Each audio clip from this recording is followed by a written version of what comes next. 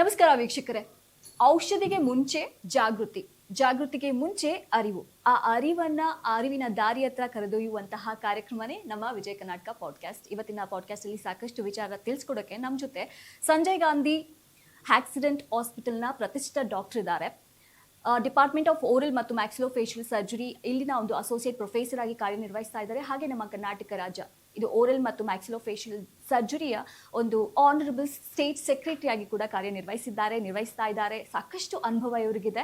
ಇವ್ರ ಜೊತೆ ಮಾತಾಡೋಣ. ನಮಸ್ಕಾರ ಡಾಕ್ಟರ್. ನಮಸ್ಕಾರ ಮೇಡಮ್. ಖುಷಿ ಆಗುತ್ತೆ ನಿಮ್ಮ ಜೊತೆ ಮಾತಾಡೋದಕ್ಕೆ. ನಿಮ್ಮ ಪ್ರಯಾಣನೇ ಒಂದು ರೀತಿ ಮಾದರಿಯಾಗಿದೆ, ಎಲ್ರಿಗೂ ಒಂದರ ಅಚ್ಚರಿಯನ್ನು ಮೂಡಿಸುತ್ತೆ, ವಾವ್ ಅನ್ಸುತ್ತೆ. ಸೊ ನಿಮ್ಮ ಜರ್ನಿ ಬಗ್ಗೆ ಹೇಳೋದಾದ್ರೆ ಡಾಕ್ಟರ್ ಏನು ಹೇಳ್ತೀರಾ? ಮೇಡಮ್, ನಾನು ಆ್ಯಕ್ಚುಲಿ ಹುಟ್ಟಿದೆಲ್ಲ ಒಂದು ಸಣ್ಣ ಟೌನ್ಸ್, ಕೊಳ್ಳೇಗಾಲ ಅಂತ. ಸೊ ಅಲ್ಲೇ ನನ್ನ ಸ್ಕೂಲಿಂಗ್ ಎಲ್ಲ ಮುಗೀತು. ಅದಾದಮೇಲೆ ಬ್ಯಾಂಗ್ಳೂರಿಗೆ ಬಂದೆ 1989 ಮತ್ತು ನನ್ನ ಎಜುಕೇಷನ್ ಎಲ್ಲ ಮುಗಿಸ್ದೆ. I mean UG and PG ಎರಡು ಮುಗೀತು, ಪೋಸ್ಟ್ ಗ್ರಾಜುಯೇಷನ್ ಮುಗೀತು. ಅದಾದಮೇಲೆ ಫೆಲೋಶಿಪ್ ಮಾಡೋಕ್ಕೋಸ್ಕರ ಜರ್ಮನಿಯಲ್ಲಿ 2 ವರ್ಷ ಇದ್ದೆ. ಅಲ್ಲೇ ಕೆಲಸ ಕೂಡ ಸಿಕ್ತು, ಚೆನ್ನಾಗಿದ್ದೆ ಅಲ್ಲೂ. ಬಟ್ ಎಲ್ಲೋ ಒಂದು ಕಡೆ ನನಗೆ ಸಂಜಯ್ ಗಾಂಧಿ ಹಾಸ್ಪಿಟಲ್, ಗೌರ್ಮೆಂಟ್ ಹಾಸ್ಪಿಟಲಲ್ಲಿ ಒಂದು ಆಫರ್ ಬಂದಾಗ, ಅಂದರೆ ನನಗೆ ಗೌರ್ಮೆಂಟ್ ಕೆಲಸ ಸಿಕ್ಕಿದಾಗ ಸ್ವಲ್ಪ ಡಯಲಮ್ ಆಯಿತು. ಜರ್ಮನಿಯಲ್ಲಿ ಕಂಟಿನ್ಯೂ ಮಾಡಲಾ ಅಥವಾ ಗೌರ್ಮೆಂಟ್ ಹಾಸ್ಪಿಟ್ಲ್ ವಾಪಸ್ ಬರಲ್ಲ ನಮ್ಮ ಕರ್ನಾಟಕಕ್ಕೆ ಅಂತ. ಎಲ್ಲೋ ಒಂದು ಕಡೆ ಎಳೀತು, ಬಂದೆ. ಆ್ಯಂಡ್ ನನಗೆ ಈಗ ಅದು ತೃಪ್ತಿಯಾಗಿದ್ದೀನಿ. ಮೊನ್ನೆ ಒಂದು ಲಾಸ್ಟ್ ಇಯರ್ 10,000 ಸರ್ಜರಿಗಳು ಮುಗಿಸಿದ್ದೀವಿ ಗೌರ್ಮೆಂಟ್ ಹಾಸ್ಪಿಟಲಲ್ಲಿ. ಅದಕ್ಕೋಸ್ಕರ ಕರ್ನಾಟಕ ಪ್ರೈಡ್ ಆಫ್ ಕರ್ನಾಟಕ ಅಂತ ಒಂದು ಅವಾರ್ಡ್ ಬೇರೆ. ಡಾಕ್ಟರ್ ಗಿರೀಶ್ ಜಿ ಅಂದ್ರೆ ನಮ್ಮ ಪ್ರೈಡ್ ಆಫ್ ಕರ್ನಾಟಕ ಅಂತ ಹೆಮ್ಮೆಯಿಂದ ಹೇಳ್ಬೋದು. ಇಲ್ಲಿ ಇನ್ನೂ ತುಂಬಾ ಸಾಧನೆ ಮಾಡಬೇಕು. ನಿಮ್ಮೆಲ್ಲರ ಉತ್ತೇಜನ ಡೆಫಿನೆಟ್ಲಿ ಇಟ್ ವಿಲ್ ನಮಗೆ ಉತ್ತೇಜನ ಕೊಡುತ್ತೆ. ಓಕೆ ಡಾಕ್ಟರ್, ನಿಮ್ಮ ಹಾಸ್ಪಿಟಲ್ ಸಾಕಷ್ಟು ಆಕ್ಸಿಡೆಂಟ್ ಕೇಸಸ್ ನೀವು ನೋಡಿದ್ದೀರಾ, ಹಾಗೆ ಹಲವಾರು ಸರ್ಜರಿಗಳನ್ನ ನೀವು ಮಾಡಿದ್ದೀರಾ. ಮುಖ್ಯವಾಗಿ ನಾವು ಮಾತಾಡೋದಾದ್ರೆ ಈ ಆಕ್ಸಿಡೆಂಟ್ಗಳು ಯಾಕಾಗತ್ತೆ? ಸಾಕಷ್ಟು ಅವೇರ್ನೆಸ್ ನಾವು ಕ್ರಿಯೇಟ್ ಮಾಡ್ತಾ ಇದ್ರು, ಜನ ಅದ್ರ ಬಗ್ಗೆ ಎಚ್ಚರ ವಹಿಸ್ತಾ ಇಲ್ಲ. ಏನ್ ಹೇಳ್ತೀರಾ? ಅಜಾಗರೂಕತೆ ಮೇಡಮ್. ಆಮೇಲೆ ಜನಕ್ಕೆ ಸ್ವಲ್ಪ ಅಜಾಗರೂಕತೆ, ಅವೇರ್ನೆಸ್ ಇಲ್ಲ. ನಾವು ಎಷ್ಟು ಕೆಲವೊಂದು ಸಣ್ಣ ಎಕ್ಸಾಂಪಲ್ ಹೇಳ್ಬಿಡ್ತೀನಿ, ಉದಾಹರಣೆ ಹೇಳ್ತೀನಿ. ಒಂದು ನಾವು ಅನ್ಕೊಳ್ಳೋದು, ನಾನು ಒಂದು ಪೇಷಂಟ್ಗೆ ಒಂದು 2 ತಿಂಗಳಿಂದ ಒಂದು ಸರ್ಜರಿ ಮಾಡಿದ್ದೆ. ಕೇಳಿದೆ, ಯಾಕಪ್ಪ ಹೆಲ್ಮೆಟ್ ಹಾಕಿರಲಿಲ್ಲ ನೀನು, ಈ ಮುಖ ಎಲ್ಲ ಹೊಡೆದೋಗಿತ್ತು. ಕೇಳಿದೆ, ಇಲ್ಲ ಸರ್ ನಾನು ಹೆಲ್ಮೆಟ್ ಹಾಕಿದ್ದೆ, ಬಟ್ ಅದು ಆಫ್ ಹೆಲ್ಮೆಟ್ ತರ ಹಾಕೊಂಡಿದ್ರು. ಅಂದ್ರೆ ಕ್ಯಾಪ್ ತರ ಬರುತ್ತಲ್ಲ ಮೇಡಮ್, ಅದನ್ನ ಹಾಕೊಂಡಿದ್ರು. ಹೌದು, ಇದು 2 ಅಜಾಗರೂಕತೆ ತೋರಿಸುತ್ತೆ. ಒಂದು ಪೇಷಂಟ್ಗೆ ಏನು, ನಾನು ಕೇಳಿದೆ, ಅದು ಹೆಲ್ಮೆಟ್ ಅದು ಇದರ ರೂಲ್ಸ್ ಪ್ರಕಾರ ಅದು ಹಾಕೊಳ್ಳಂಗಿಲ್ಲಲ್ಲಪ್ಪ ಅಂದ್ರೆ, ಅವ್ರು ಹೇಳಿದ್ರು ನನ್ಗೆ ಇದುವರೆಗೂ ಯಾರು ಕೇಳಿಲ್ಲ ಸರ್, ಅದರಿಂದ ಹಾಕೊಂಡು ಓಡಿಸ್ತಾ ಇದೆ ಅಂತ. ಒಂದು ಅಜಾಗರೂಕತೆ. ಎರಡನೇದು ಈ ಹಿಮ್ಸೆಲ್ಫ್, ಅಂದ್ರೆ ಆಸ್ ಅ ಪೇಷಂಟ್ಗೆ ತಲೆಗೆ ಏಟ್ ಬೀಳಬಾರ್ದು ನನಗೆ ಅಂತ ಒಂದು ಮನಸ್ಸಲ್ಲಿ ಇತ್ತು ಹೊರತು, ಈಗ ಮುಖಗಳೆಲ್ಲ ಹೊಡೆದೋಗುತ್ತೆ ಅನ್ನೋದು ಒಂದು ಗೊತ್ತಿರಲಿಲ್ಲ, ಅವೇರ್ನೆಸ್ ಇರಲಿಲ್ಲ.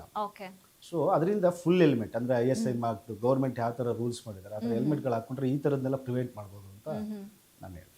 ಅಂದ್ರೆ ಇನ್ನೂ ಸ್ವಲ್ಪ ರೂಲ್ಸ್ ರೆಗ್ಯುಲೇಷನ್ ತುಂಬಾ ಸ್ಟ್ರಿಕ್ಟ್ ಆಗಿ ಬರಬೇಕು ಅಂತ. ಡೆಫಿನೆಟ್ಲಿ. ಅಂದ್ರೆ ನಾನು ಜನಕ್ಕೆ ಭಯಪಡಿಸಿ ಅಂತ ಹೇಳ್ತಲ್ಲ. ಅಂದ್ರೆ ಕೆಲವು ಬಾರಿ ಏನಾಗುತ್ತೆ, ಸ್ವಲ್ಪ ಸ್ಟ್ರಿಕ್ಟ್ ಆಕ್ಷನ್ ತಗೊಳ್ಳೋದ್ರಿಂದ ಅವರೊಬ್ಬರಿಗೆ ಅಲ್ಲ, ಅಪೋಸಿಟ್ ಪರ್ಸನ್ಗೂ ಸಹ ಹೆಲ್ಪ್ ಆಗುತ್ತೆ. ಸ್ವಲ್ಪ ಭಯ ಇರಬೇಕು ಜನಕ್ಕೆ. ಅಂದ್ರೆ ಕಾನೂನು ಮೇಲೆ ಗೌರವ ಅನ್ನೋದು ಕರೆಕ್ಟ್, ಅದು ನಿಜ. ಭಯಪಡಿಸಿ ಅಂತ ಹೇಳ್ತಾ ಇಲ್ಲ. ಕೆಲವು ಬಾರಿ ಸ್ವಲ್ಪ ಫೈನ್ಗಳನ್ನ ಅಥವಾ ಸ್ಟ್ರಿಕ್ಟ್ ಆಗಿ ಆಕ್ಷನ್ ತಗೊಳ್ಳೋದ್ರಿಂದ ಇದನ್ನ ಸ್ವಲ್ಪ ತಡೆಗಟ್ಬೋದು ಅಂತ ನನ್ನ ವೈಯಕ್ತಿಕ. ಖಂಡಿತ, ಜೀವ ಇಂಪಾರ್ಟೆಂಟ್. ನಮ್ಮ ಜೀವದ ಬಗ್ಗೆ ನಮ್ಗೆ ಸ್ವಲ್ಪ ಕಾಳಜಿ ಇರ್ಲೇಬೇಕಾಗತ್ತೆ. ಯಾಕಂದ್ರೆ ಎಷ್ಟೋ ವರ್ಡಿಂಗ್ಸ್ ಗಳು ನಾವು ಕೇಳಿರ್ತೀವಿ, ಅತಿ ವೇಗ, ಅತಿಥಿ ವೇಗ ಅಂತ, ಅವಸರವೇ ಅಪಘಾತಕ್ಕೆ ಕಾರಣ. ಇಷ್ಟೆಲ್ಲ ಗೊತ್ತಿದ್ರು ನೆಗ್ಲೆಕ್ಟ್ ಮಾಡ್ತಾರೆ. ಸೊ ಇಂಥ ಜನಕ್ಕೆ ಏನ್ ಹೇಳ್ತೀರಾ? ಆಕ್ಸಿಡೆಂಟ್ ಗಳು ಆಗೋದಕ್ಕೆ ಕಾರಣಗಳು ಇನ್ನು ಹುಡುಕ್ತಾ ಹೋದ್ರೆ ಡಾಕ್ಟರ್? ಎಲ್ಲ ಜನರಲ್ ಆಗಿ ಎಲ್ಲರಿಗೂ ಗೊತ್ತು ಆಕ್ಸಿಡೆಂಟ್ ಏನಕ್ಕೆ ಆಗುತ್ತೆ ಅಂತ. ಫಸ್ಟ್ ಅದ ಹೇಳೋದಲ್ಲ, ಅಜಾಗರೂಕತೆ ಅಥವಾ speed. And most of the time ಈಗ ನಾನು Sanjay Gandhi hospital, accident hospital almost ಒಂದು 11 ವರ್ಷದಿಂದ ಇದ್ದೀನಿ ನಾನು. ಫಸ್ಟ್ ಎಲ್ಲ ನಮ್ಗೆ ಏನಾಗ್ತಿತ್ತು ಅಂದ್ರೆ ಆಲ್ಕೋಹಾಲಿಕ್ ಕೇಸಸ್ ಜಾಸ್ತಿ ಬರ್ತಾ ಇತ್ತು. ಅಂದ್ರೆ ಈ ಆಲ್ಕೋಹಾಲಿಂದ ತಗೊಂಡು ಇಂಟಾಕ್ಸಿಕೇಶನ್, ಕುಡಿದು ಗಾಡಿ ಓಡಿಸೋದು, ಆ ಥರದ್ದೆಲ್ಲ ಜಾಸ್ತಿ ಬರ್ತಿತ್ತು. ಕೆಲವು 2-3 ವರ್ಷದಿಂದ ಅದು ತುಂಬಾ ಸ್ಟ್ರಿಕ್ಟ್ ಆಗಿ ಫಾಲೋ ಮಾಡ್ತಾ ಇದ್ದಾರೆ ಪೊಲೀಸರು. ನನ್ನ ಅನುಭವ ಹೇಳ್ತಾ ಇರೋದು. ಸ್ವಲ್ಪ ಕುಡಿದು ಆಕ್ಸಿಡೆಂಟ್ ಅಂತ ಕೇಸಸ್ ಸ್ವಲ್ಪ ಕಡಿಮೆ ಆಯಿತು. ಬಟ್ ಎಲ್ಲೋ ಒಂದು ಕಡೆ ಮೊಬೈಲ್ ಬಳಕೆ ಜಾಸ್ತಿ ಆಗುತ್ತೆ. ಹೌದೌದು, ಅದು more dangerous than alcohol, frankly speaking. ಯಾಕೆಂದ್ರೆ ನಾವೊಂದು ಸ್ಟಡಿ ಬೇರೆ ಕಂಡಕ್ಟ್ ಮಾಡಿದೀವಿ ಅದ್ರ ಬಗ್ಗೆ. ಒಂದು ಮೊಬೈಲಲ್ಲಿ ನೀವು ಈವನ್ ಬ್ಲೂಟೂತ್ ಹಾಕೊಂಡು ಗಾಡಿ ಓಡಿಸಿದ್ರು ಅದನ್ನು ಅಲೋ ಮಾಡಬಾರ್ದು.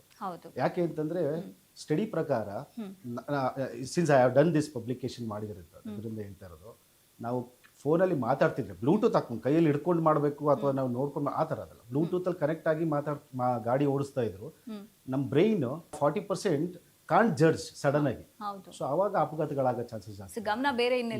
ಸೊ ಅದರಿಂದ ನಾನೇನು ಹೇಳೋದು, ಗೌರ್ಮೆಂಟ್ ಯಾವ ಥರ ಸ್ಟ್ರಿಕ್ಟ್ ರೂಲ್ಸ್ ತಗೊಂಡ್ರು ಈ ಡ್ರಿಂಕ್ ಅಂಡ್ ಡ್ರೈವ್ ಬಗ್ಗೆ, ಅದೇ ಥರ ಮೊಬೈಲ್ ಬ್ಲೂಟೂತ್ ಕನೆಕ್ಟು ಸಹ ನಾನು ಮಾಡಬಾರ್ದು ಅಂತ ನನ್ನ ಪರ್ಸನಲ್ ಒಪಿನಿಯನ್.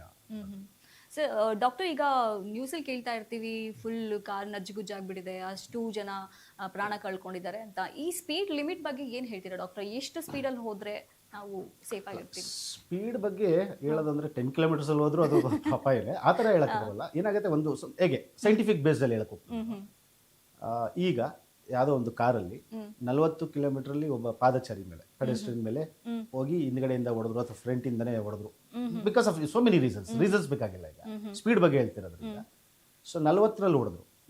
ಸೊ ಅಲ್ಲಿ ಪ್ಲಸ್ ನೆಕ್ಸ್ಟ್ ಇನ್ನೊಂದು ಸನ್ನಿವೇಶದಲ್ಲಿ 50 ಸ್ಪೀಡಲ್ಲಿ, ಅಂದ್ರೆ 40 kilometre per hour, 50 kilometre per hour ಎರಡನೇ ಕಾರು.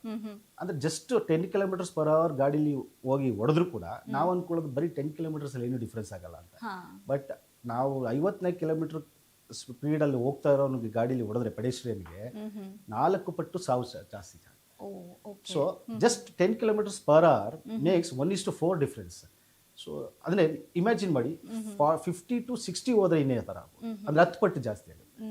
ಸೊ ಅದರಿಂದ ಸ್ವಲ್ಪ ಸ್ಪೀಡ್ ಲಿಮಿಟೇಷನ್, ಎಸ್ಪೆಷಲಿ ಈ ಥರ ಸ್ಪೀಡ್ ಲಿಮಿಟ್ಗಳನ್ನ ನಾವು ಈ ಹೈವೇಗಳಲ್ಲಿ ಇನ್ನೂ ಸ್ವಲ್ಪ ಸ್ಟ್ರಿಕ್ಟ್ ಮಾಡಬೇಕಾಗತ್ತೆ ಅಂತ ಅನ್ಸುತ್ತೆ. ಓಕೆ ಡಾಕ್ಟರ್, ಇನ್ನ ಈ ಮನುಷ್ಯನ ಒಂದು ಸೌಂದರ್ಯ ಒಂದು ಲವ್ ಬಗ್ಗೆ ಎಕ್ಸ್ಪ್ಲೇನ್ ಮಾಡೋದು ಕಮ್ಮಿನೇ ಅಂತ. ಯಾಕಂದ್ರೆ ಫಸ್ಟ್ ಅವರು ಕೈ ಏನಾದ್ರೂ ಪ್ರಾಬ್ಲಮ್ ಆಯ್ತಾ, ಓಕೆ ಏನೋ ಮಾಡ್ಕೋಬೋದು, ಕಾಲು ಏನಾದ್ರು ಪ್ರಾಬ್ಲಮ್ ಆಯ್ತಾ ಏನೋ ಮಾಡ್ಕೊಂಡ್ಬಿಡ್ಬೋದು ಅಂತ ಅನ್ಕೊಳ್ತಾರೆ. ಬಟ್ ಫೇಸಿಗೆ ಪ್ರಾಬ್ಲಮ್ ಆಗ್ಬಿಟ್ರೆ ತುಂಬಾನೇ ಯೋಚನೆ ಮಾಡ್ತಾರೆ.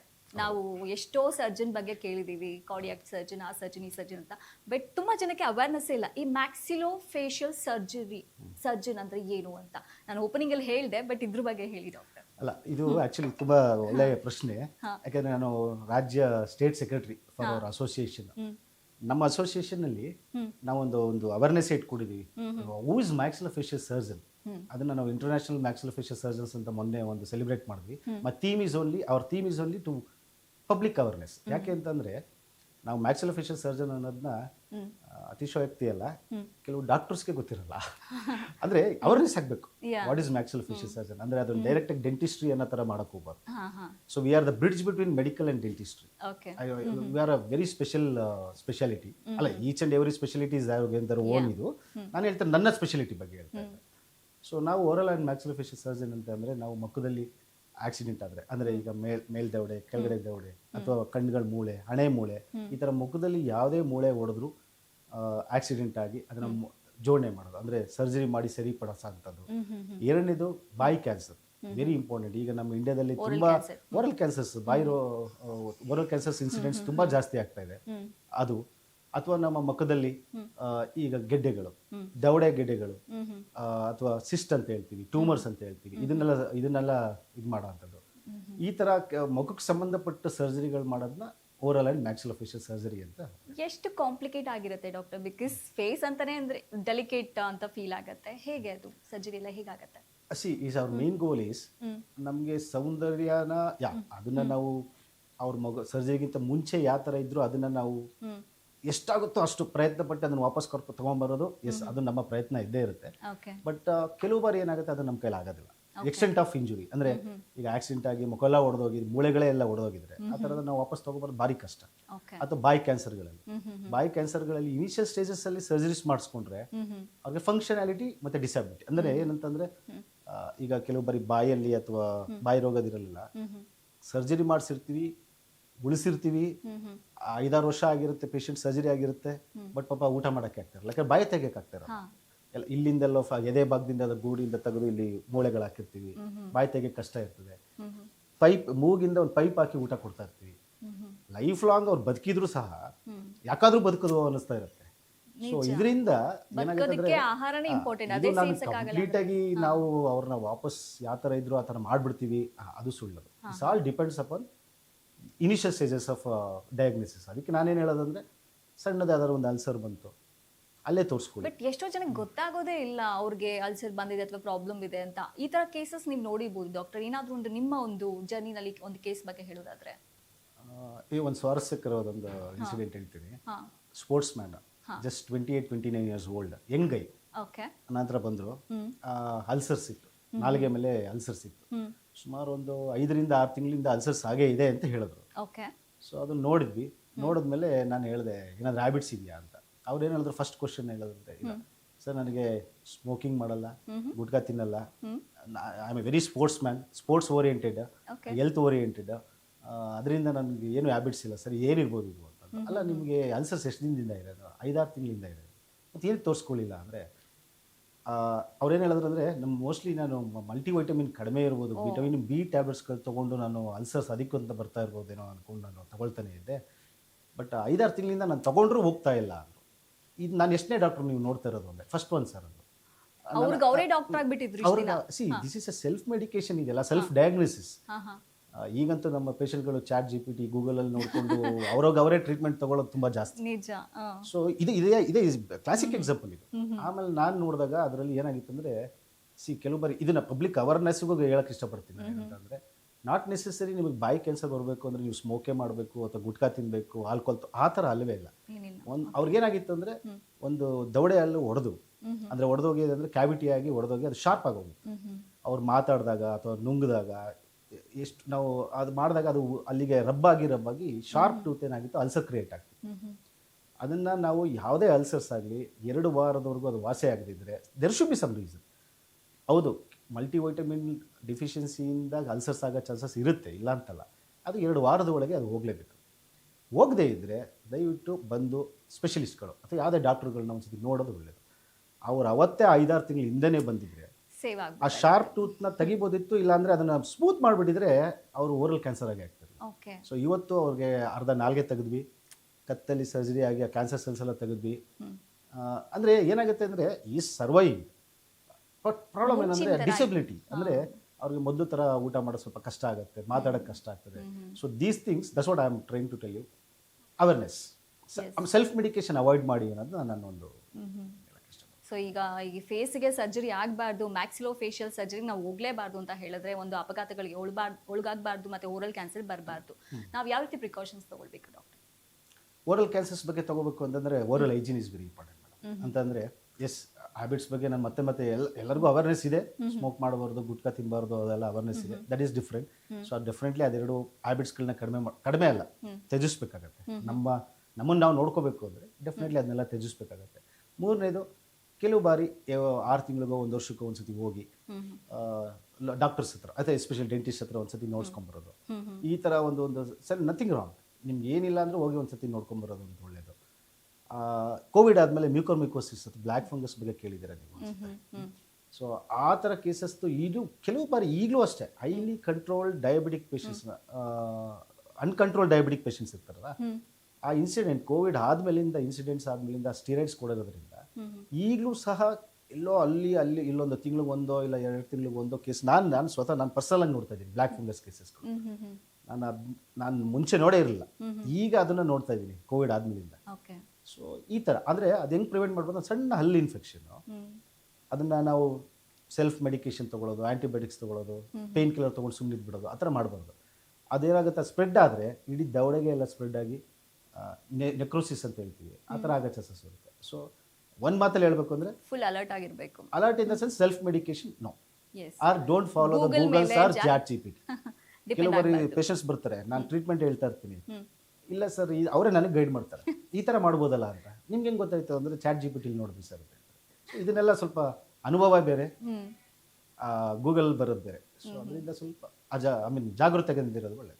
ಹಾಗೆ doctor, Sanjay Gandhi accidental hospital ಅಲ್ಲಿ ಯಾವ ರೀತಿ ಹೊಸ ಟೆಕ್ನಾಲಜಿ, ಹೊಸ ಒಂದು ಟ್ರೀಟ್ಮೆಂಟ್ ಎಲ್ಲ ನಾವು ನೋಡ್ಬೋದು, ಇದ್ರ ಬಗ್ಗೆ ಇನ್ಫಾರ್ಮೇಶನ್ ಕೊಡೋದಾದ್ರೆ? We are very very well equipped Sanjay Gandhi hospital. ಅಂದರೆ ಒಂದ್ಸತಿ ನಾನು ನಿಮ್ಮನ್ನು ಕೇಳ್ಕೊಳ್ಳೋದು ಮೀಡಿಯಾದವ್ರನ್ನ, ಒಂದ್ಸತಿ ಬರ್ಬೇಕಲ್ಲಿ, ಬಂದು ಒಂದ್ಸತಿ ನೋಡಿ. ಯಾಕೆಂದರೆ ರಾಜ್ಯದಲ್ಲೇ ನಮ್ಮಷ್ಟು very well equipped, even private ಸೆಟಪ್ಗಿಂತ ಸೆಡ್ಡು ಹೊಡೆದು ನಿಂತಿದೆ ನಿಮ್ಮದು.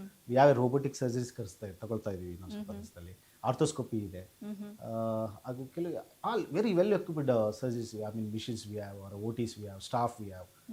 ಅಂದರೆ ಜನಕ್ಕೆ ಸ್ವಲ್ಪ ಅಸಡ್ಡೆ ಹೋಗ್ಬೇಕಷ್ಟೇ. ಗೌರ್ಮೆಂಟ್ ಹಾಸ್ಪಿಟ್ಲು ಹೋಗ್ಬೇಕಾ ಬೇಡವಾ ಅನ್ನೋದು ಅಸಡ್ಡೆ ಹೋದ್ರೆ ಸಾಕು.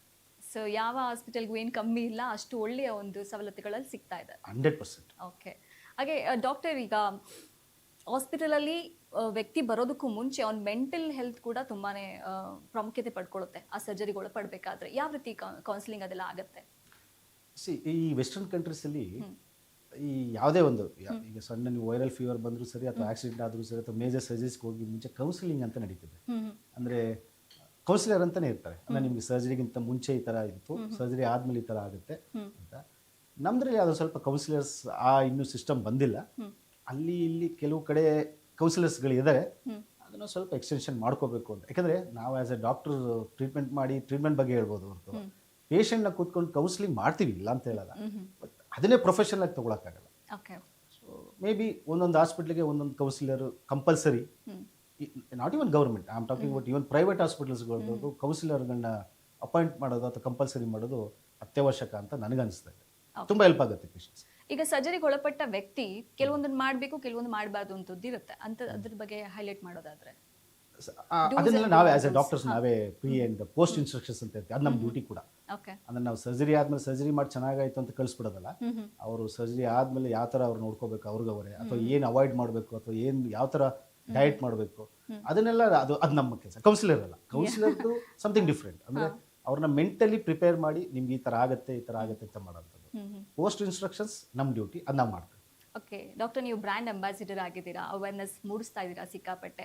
ಬಟ್ ಆದರೂ ನಮ್ಮ ಯೂತ್ಸ್ ಇದರಲ್ಲಿ ಪರ್ಸೆಂಟೇಜ್ ಜಾಸ್ತಿ ಆಗ್ತಾ ಇದೆ. ಯಾಕೆಂದರೆ ಅವ್ರು ತುಂಬ ಶೋಕಿ ಮಾಡೋದು, ಸ್ಟೈಲ್ ಮಾಡೋದು, ಏನೋ ನಾವು ವೀಲಿಂಗ್ ಮಾಡೋದು, ಅದೆಲ್ಲ ಮಾಡೋದನ್ನು ನಾವು ನೋಡಿದ್ದೀವಿ ಯೂತ್ಸ್ಗಳೇ. ಅವ್ರಿಗೆ ನಿಮ್ಮ ಒಂದು ಸಲಹೆ?